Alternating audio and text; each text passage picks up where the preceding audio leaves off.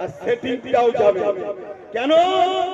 মনে রাখবেন এই দলের মাথাতে, বুঝতে পারছেন তো, হ্যাঁ, যাতা লোক বসে নেই। আমি হুজুর হতে পারি, কিন্তু কন্ট্রোলও করি আমি, এটা মাথায় রাখবেন, খেয়ালও রাখি। কথা বুঝে আসছে তো নাকি? হ্যাঁ, গাদ্দারি চলবে না, চিটিংবাজি চলবে না, জুলুম চলবে না। তো যাই হোক, আমি এই কথাটা বোঝাতে এই জন্য চাইছি, আমার ইমামে হোসেন পাক কারবালায় দাঁড়ান। তো যাই হোক, দূর দূরান্ত মানুষ যারা হয়তো সবাই আমাকে দেখতে পাচ্ছেন না, আমার আওয়াজ শুনতে পাচ্ছেন আশা রাখছি, আমি সকলকে আন্তরিক ভালোবাসা ও শুভেচ্ছা জানাই। দীর্ঘ কষ্ট বেদনা নিয়ে আপনারা প্রায় 6 বছর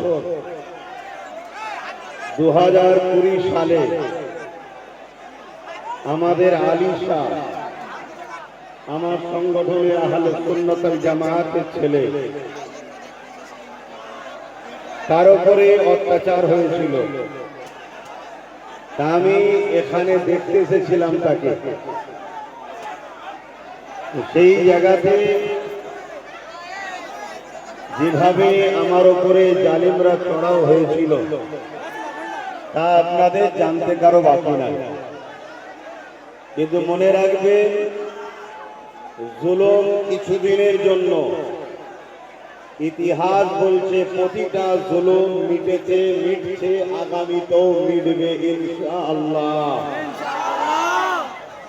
কিন্তু হক সত্য নাই, যুগে যুগে ছিল, আছে, আগামীতেও থাকবে আলহামদুলিল্লাহ। তো যাই হোক, আজ এসেছি সংক্ষেপ সময়, মুহররমের চাঁদ, পবিত্র মুহররমের চাঁদ, ইমামে হোসেন পাকের যে ত্যাগ, যে ধৈর্য, যেভাবে তিনি নানার উম্মতদের ঘরে সঠিক রাস্তা দেখিয়ে গেছেন, যেভাবে সঠিক রাস্তা দেখিয়েছে, আজকে সেই রাস্তায় আমাদেরকে চলতে হবে। এই পবিত্র মাসে এই অঙ্গীকার, এই শিক্ষা, এটা আমাদেরকে নিতে হবে, করতে হবে। নচেত আমাদের সব আছে, এরপরও আমরা বিভিন্ন জায়গায় শোষিত, লাঞ্ছিত, বঞ্চিত, অপমানিত হচ্ছি। কারণ এই একটাই, যে আমরা ইমামে হোসেন পাকে রেখে যাওয়া যে মেসেজ, সেই মেসেজকে আমরা ভুলে যেতে চলেছি। বিজয় তখন আসে যখন ধৈর্য, ত্যাগ, সবর এবং ঐক্যবদ্ধ হওয়া যায়, তখনই বিজয় আসে। আজ আলহামদুলিল্লাহ আমরা যেভাবে ঐক্যবদ্ধ হয়েছি, ত্যাগ স্বীকার যদি করতে পারি, লোভ লালসা যদি না করি, ধৈর্য যদি ধরতে পারি, ইনশাআল্লাহ সর্ব জায়গাতেই আমরা কামিয়াব আগামী দিন হব ইনশাআল্লাহ। মনে রাখবে, বিগত দিন অনেক মানুষ অনেক কিছু ভুল করেছে, অনেক অন্যায় করেছে। সেই অন্যায়কারী মানুষ যার কাছে অন্যায় করেছে, যদি তার কাছে ক্ষমা চায়, সে যদি মাফ করে দেয়, আমার মাফ করতে কোনো আপত্তি নাই। কিন্তু সে যদি মাফ না করে, আমার আল্লাহ বলছেন আমিও মাফ করব না। তাই আমাদের মৌলানা আব্দুল আজিজ সাহেব বসতে আলেম মানুষ বসতে, তো ভাইয়েরা আমার, তাই আমাদেরকে মনে রাখতে হবে, মজলুমের বদদুয়া কখনোই মিস যায় না। সালাসুন দাওয়াতুন লা শাক্কা ফিহে, তিন ব্যক্তির দোয়া কখনো মিস যায় না।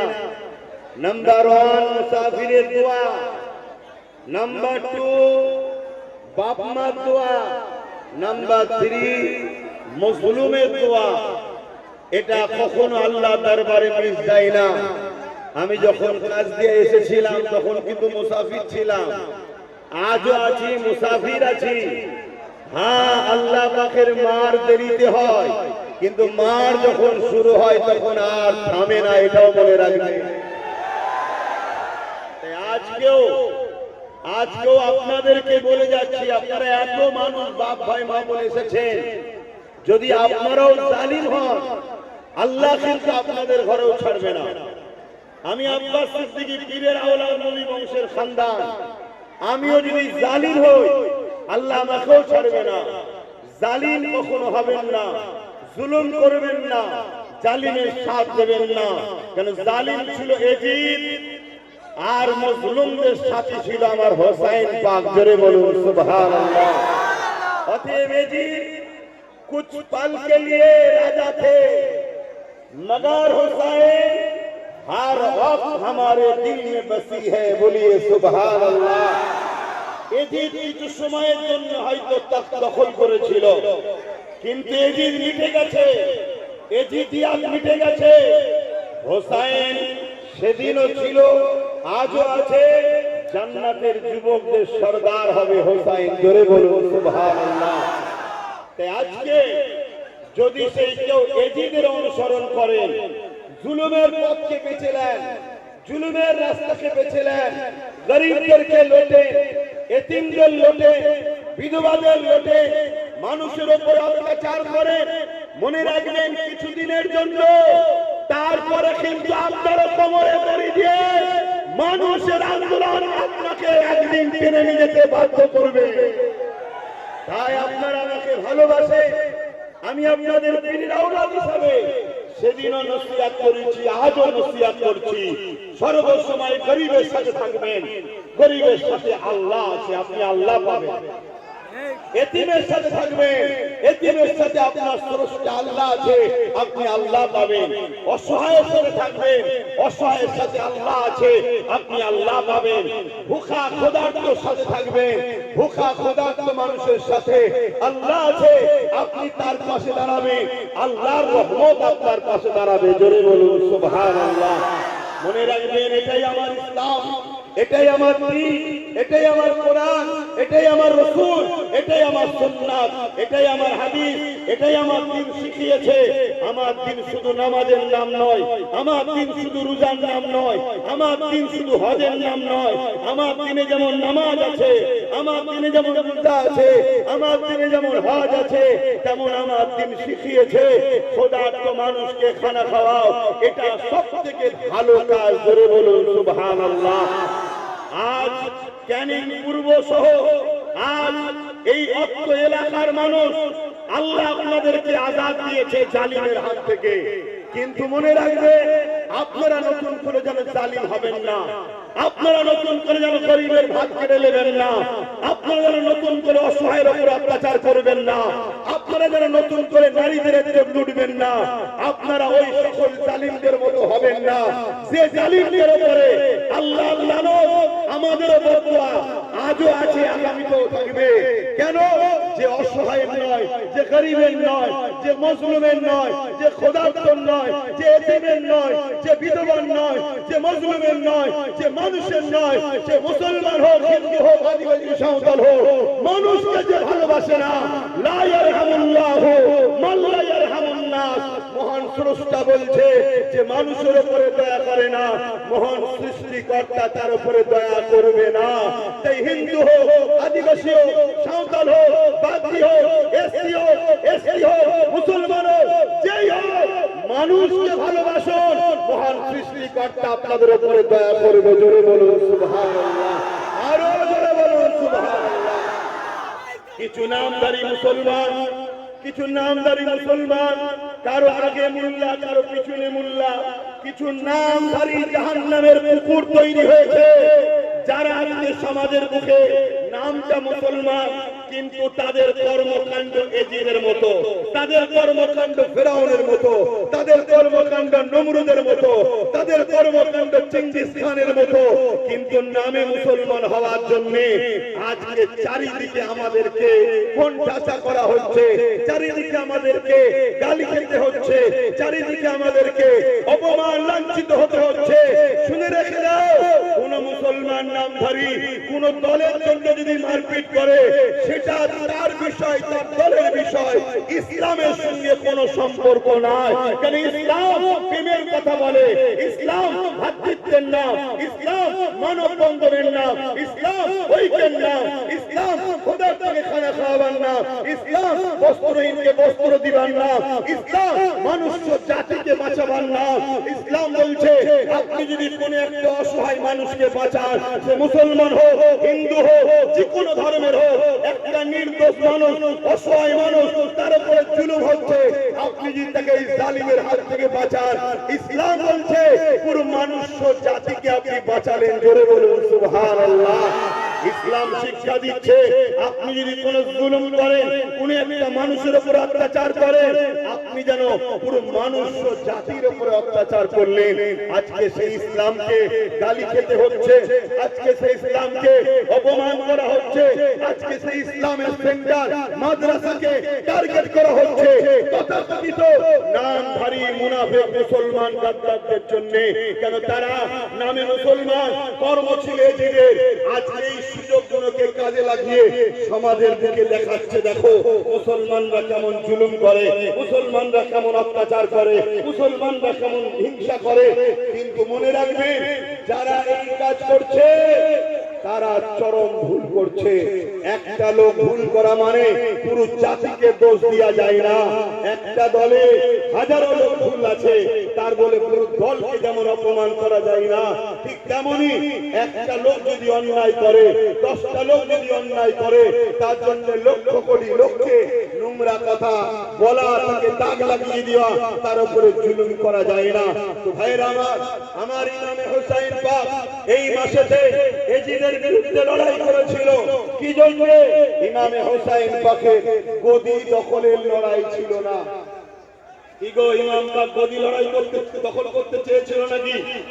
জোরে বলো। আমি জানি জায়গা হচ্ছে না, মানুষের মধ্যে বিরাট খেলাঠেলি হচ্ছে, এই উচ্ছ্বাস আছে আমরা জানি। অনেক হাজার অনেক কষ্ট করার পর আল্লাহ রহমত আজকে 6 বছর পর আপনারা কাছে পেয়েছেন। তা আমি জানতে চাইছি, এই ক্যানিং পূর্বের মানুষ কারা কারা আছে একটু হাত তুলে দেখাবে। ক্যানিং পূর্বের মানুষ, ইয়া আল্লাহ, সবাই হ্যাঁ হাত নামান, হাত নামান। এখন কোন সমস্যা আছে নাকি আপনাদের? কোন সমস্যা থাকলে বলবে, অসুবিধে নেই, আমি আছি, আমার ভাই নওশাদও আপনাদের সাথে আছে। কথা বুঝে আসছে? কিন্তু আপনাদেরকে সমস্যা যখন নেই, তাহলে একটা কাজ তো করতে হবে নাকি? সামনে প্রত্যেকটা গ্রামকে দিতে হবে, প্রতিটা গ্রাম দেবেন তো নাকি? হাত তুলে সাক্ষী না, কথা দিচ্ছেন তো? হ্যাঁ, মুহররমের মাস। তো যাই হোক, এই মাঠেতে কত বাইক ভেঙেছিল মনে পড়ছে কি? কত বাইক ভেঙেছে, কত অত্যাচার করেছে, কিন্তু তারপরও আমাদের হয়তো ক্ষতি হয়েছে, আমাদের অনেকের অনেক লস হয়েছে। কিন্তু মনে রাখে, আজকে কি জুলুম টিকাতে পেরেছে? জুলুম টিকতে পেরেছে? জুলুম একদিন মিটবে। আমার হোসাইন পাক গরিবের জন্য, এতিমের জন্য, ন্যায়ের জন্য, মানবতার জন্য, সাম্যের জন্য, শান্তির জন্য আমার হোসাইন পাক যদি নিজের পরিবারকে কুরবান করতে পারে, তাহলে আমরা কিছু তো কুরবানি করতে হবে নাকি? কিছু তো কুরবানি করতে হবে। তাই আপনারা যেন এই সুযোগকে কাজে লাগিয়ে কোন মানুষের উপরে জুলুম করে টাকা তুলে 2টো বাইক কিনে নেবো এরকম যেন নিয়ত করবেন না তো? জোরে বলে নিয়ত করবেন না তো? হাত তুলে বলেন করবেন না তো? যদি কেউ করে, জুম্মার দিন আমি থাকি, আমার কাছে রিপোর্ট দেবেন তো? হাত তুলে বলে দেবেন তো? কেন কিছু কিছু খবর আসছে, কিছু কিছু খবর আসছে যে কিছু কিছু টাকার বিনিময়ে দাগি গুলোকে সামনে নিয়ে আসার প্ল্যান চলছে। খবর আসছে, আপনাদের বলে যাচ্ছি, যদি প্রমাণ সহ তথ্য দিতে পারে, দাগি তো লাঠি খাবে, কথা বুঝছেন না? কিন্তু যে সামনে নিয়ে আসবে তারও কিন্তু মাপ নাই, তাকে জনমের মতো একদম ছেটে বার করে দেবো। কেন এই গরিব অসহায় দুঃখীদের চোখের পানি যারা ফেলেছে তাদেরকে কোনোভাবে মেনে নেওয়া যাবে না। তার কাছে গিয়ে ক্ষমা চাও, যার চোখের পানি ফেলেছ তার কাছে ক্ষমা চাও। সে যদি মাফ করে দেয়, আমি আপনার সিদ্দিকী বা আমাদের কোনো আপত্তি থাকার জায়গা নেই। ঠিক না বেঠিক গো ভাই? কেন ইতিহাসে আমরা পড়েছি অনেক সাহাবা হুজুরদের ঘরে আবু জেহেল বাহিনীরা শহীদ পর্যন্ত করে দিয়েছে। এমনকি আমার নবী পাকের চাচা যান, তিনার কলিজা পর্যন্ত চিবিয়ে খেয়েছে। পরবর্তীতে সেই হিন্দার গোলাম ওয়াইসি তিনি কি করলেন?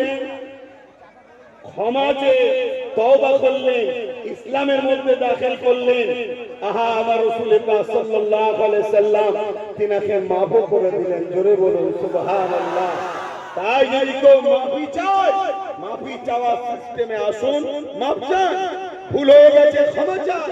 মানুষের কাছে অন্যায় করেছেন, ক্ষমা চাওয়া দরকার আছে না? না, ক্ষমা চাইলে তো আপনার দুনিয়াও ভালো, আখিরাতও ভালো হয়ে যাবে। কিন্তু মনে রাখবেন, তা না করে আপনি গুজুর গুজুর কারোর সঙ্গে সেটিং এ যাবেন, মনে রাখবেন আপনার ইকুলও যাবে, উকুলও যাবে। হয়তো ধরতে একটু দেরি হবে, কিন্তু মনে রাখবেন টাকাও যাবে আর সেটিংটাও যাবে। কেন? মনে রাখবেন এই দলের মাথাতে, বুঝতে পারছেন তো, যাতা লোক বসে নেই। আমি হুজুর হতে পারি, কিন্তু কন্ট্রোলও করি আমি, এটা মাথায় রাখবেন, খেয়ালও রাখি। কথা বুঝে আসছে তো নাকি? গাদ্দারি চলবে না, চিটিংবাজি চলবে না, জুলুম চলবে না। তো যাই হোক, আমি এই কথাটা বোঝাতে এই জন্য চাইছি, আমার ইমামে হোসেন পাক কারবালায় দাঁড়ালেন, দাঁড়িয়ে মানুষকে লক্ষ্য করে বললেন, তোমাদের মধ্যে কি কেউ আছো পরিবর্তন হবে? তাহলে ফিরে আসো। লড়াই হওয়ার আগে ইমামে হোসেন পাক বলছেন, কেউ কি আছো পরিবর্তন হবা? তাহলে ফিরে আসো। ইমামে হোসেন পাকের কথা শুনে মাত্র একজন এসেছিল, নাম তার হুর বিন এজিদ। নাম কি বলুন? হুর বিন এজিদ। সে ফিরে এসেছিল ইমাম পাকের দিকে, ইমাম পাক তাকে ক্ষমা করে দিলেন। জোরে বলুন সুবহানাল্লাহ। ওদিকে এজিদ বাহিনী 25,000 লোক, কত লোক? আর ইমাম পাকে পুরুষ মাত্র 52 জন, মোট 72 পুরুষ, তার মধ্যে কতজন? 52 জন। আহারে, 25,000-এর মোকাবেলায় 52 ছিল। সেদিন বিজয় আমাদেরই হয়েছে রে বাবা। কারবালা সেদিন হয়েছে, কারবালার আখিরি ময়দান ইমাম হযরত মেহেদী আলাইহিস সালাম দ্বারা হবে। সেদিন আমার ইমাম মেহেদী সাল্লামের নেতৃত্বে বিজয় আমাদেরই হবে। জোরে বলুন সুবহানাল্লাহ। এত হুড়ুহুড়ির মধ্যে তো জলসা ঠিকভাবে হয় না, কথা বুঝে আসছে? এটা একটা আলাদা স্মৃতির ব্যাপার আছে। তাই সেই 6 বছর পর সেই মাঠে এসেছি, তাই একটুখানি আবেগ থাকবে একটা। এই আবেগটা আমি স্যালুট জানাচ্ছি। এই আবেগ একটু হবে, এই আবেগটা একটু ঠেলাঠেলি ধাক্কা ধাক্কি আজকে একটু হবে, কথা বুঝে আসছে? অতএব এটাকে কেউ কষ্ট হবে নিলে হবে না। এই জায়গা পাচ্ছেন না, কোলে পড়ে যাচ্ছেন, ঘাড়ে পড়ে যাচ্ছেন, এসব নিয়ে কষ্ট নিলে হবে না, কথা বুঝে আসছে? জলসা আল্লাহ করে, আগামী দিন আসবো, আলোচনা হবে। আমি বলেছিলাম না, একদিন আল্লাহ চাইলে রাস্তার কাঁটা পরিষ্কার হয়ে যাবে, আমি কেন আসবো বলেছিলাম তো? আল্লাহ পরিষ্কার করেছে, আল্লাহ নিয়ে এসেছে, এসেছি। এটা আপনারা খুশি না বেজার? হাত তুলে বলুন খুশি না বেজার? নারী দিবে, নারী দিবে, দ্বীন ইসলাম, দ্বীন ইসলাম, নারী দিবে। মনে রাখবেন, ইসলামের দুশমন যুগে যুগে ছিল, আজও আছে, কালো থাকবে, কিন্তু ইসলামের নাম ধরে লেবাস ধরে মুসলিম দাবিদার যারা দুশ্মন, এরা সব থেকে ভয়ঙ্কর দুশ্মন ছিল। কথা বুঝে আসছে?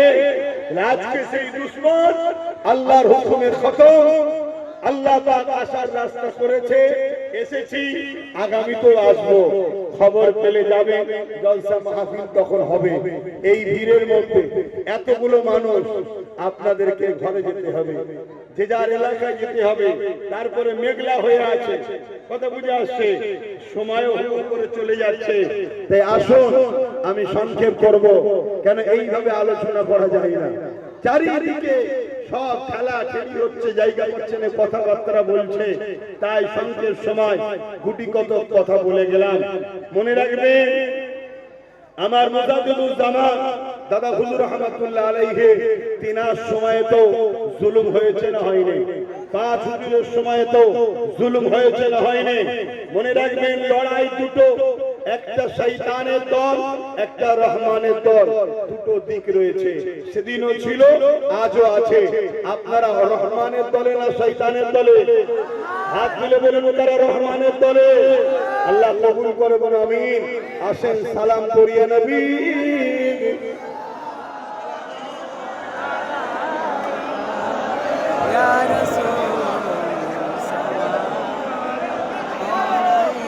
ওহো, এই গরমে আরো কষ্ট হচ্ছে।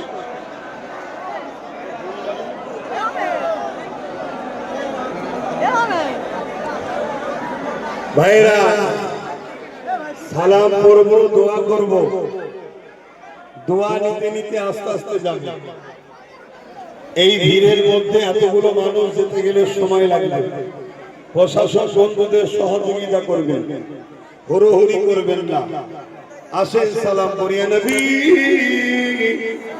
সালাম ইয়া রাসূল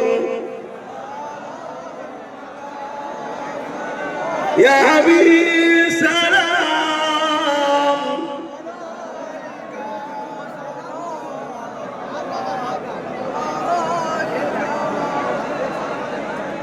পড়িল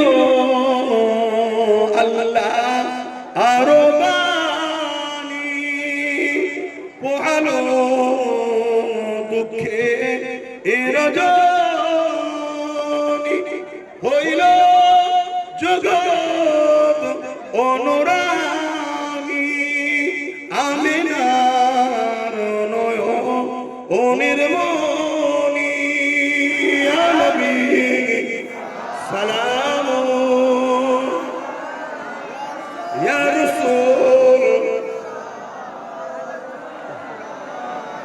ইয়া হাবিব, সালাম।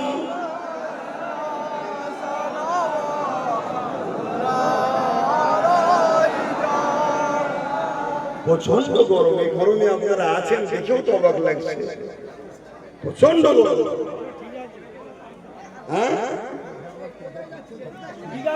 ওহ আল্লাহ, আল্লাহ আপনাদের এই ভালোবাসাকে কবুল করুন, আল্লাহুম্মা আমিন। তো ভাইরা আমার, আগামী দিন কিন্তু নতুন করে আবার বিশাল লড়াই হবে। কথা বুঝে আসছে? এক জালিম হেঁটেছে, আর এক জালিমের বিরুদ্ধে লড়াই বাকি আছে। লড়াই হবে তো নাকি? জোরে বলুন, হবে তো নাকি? কেন আমরা সর্বসময় মজলুমের সাথে ছিলাম, মজলুমের সাথে আছি, গরিবের সাথে ছিলাম, গরিবের সাথে থাকবো, এটা নাকি? অতএব যারাই গরিবদের লুটবে, গরিবদের উপর অত্যাচার করবে, কারবালা আমাকে শিখিয়েছে তাদের বিরুদ্ধে লড়াই করা আমার ইমাম পাকের সুন্নাত রাস্তা। জোরে বলুন সুবহানাল্লাহ। সেদিন এজিদ নামে লোক জুলুম করেছিল, আজকেও এজিদ আছে না নাই? অতএব লড়াই আমাদেরকে করতে হবে। যতদিন বাঁচবো হকের পক্ষে, ন্যায়ের পক্ষে, মানবতার পক্ষে, ভাতৃত্বের পক্ষে, সম্প্রীতির পক্ষে, ঐক্যের পক্ষে, গরিবের পক্ষে, দেশের পক্ষে, দেশবাসীর পক্ষে আমাদের এই লড়াই করতে হবে। এটা শুধু রাজনীতি নয়, এটা আমার ধর্মের কাজ। জোরে বলুন সুবহানাল্লাহ। অন্য কেউ রাজনীতির রং লাগালে লাগাতে পারে, কিন্তু আমার ধর্মই শিখিয়েছে হুকুল আতাম, দেশকে ভালোবাসা ইসলাম ধর্মের কাজ। জোরে বলুন সুবহানাল্লাহ। আমার নবী বলেছে দেশকে ভালোবাসো, নবী দেশকে ভালোবেসেছে, এটা আমাদের জন্য নবীর সুন্নাত হবে। জোরে বলুন সুবহানাল্লাহ। এতিম গরীব দুঃখী মুসলিম অমুসলিম যে কোনো ধর্মের মানুষকে ভালোবাসা এটাও আমার ধর্মের কাজ। জোরে বলুন সুবহানাল্লাহ। আজ দুনিয়াকে রাজনীতি বলতে পারে, অনেক কিছু নামে ডাকতে পারে, সেটা তাদের বিষয়, ওটা আমাদের দেখার বিষয় নয়। আমরা গরিবের পক্ষে ছিলাম, আছি, থাকবো। মানবতার পক্ষে ছিলাম, আছি, থাকবো। অসহায়দের পক্ষে ছিলাম, আছি, থাকবো। আরে জাত ধর্ম আমরা দেখবো না, আমরা দেখবো বাপ আদম মা হাওয়ার ছেলে, আমরা সবাই ভাই বোন। ঠিক না বেঠিক? এই পৃথিবীতে প্রথম দুজন মানুষ ছিলেন, একজনের নাম আদম আর একজনের নাম হাওয়া। এই দুজনের থেকে পৃথিবীতে মানুষ তৈরি হয়েছে। সে আমেরিকা বলুন, ফ্রান্স বলুন, জাপান বলুন, ইন্দোনেশিয়া বলুন, ভারত বলুন, পৃথিবীর যে কোনো মানুষ বলুন, সবার সৃষ্টি এই দুজন মানুষ, নারী আর পুরুষ থেকে।